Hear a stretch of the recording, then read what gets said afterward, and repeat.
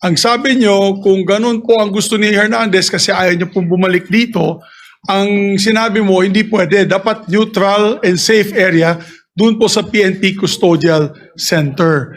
So nagkaroon po tayo ng debate dito dahil it was our distinguished colleague Senator Marcoleta who raised the issue that why was he put in the PNP Custodial area and not to the Senate detention facility, which was seconded by many of the members of the minority.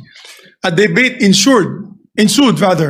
After the debate, I asked for a minute suspension and we all suggested na sa Pasay City Jail na lang po dahil malapit po sa Senado.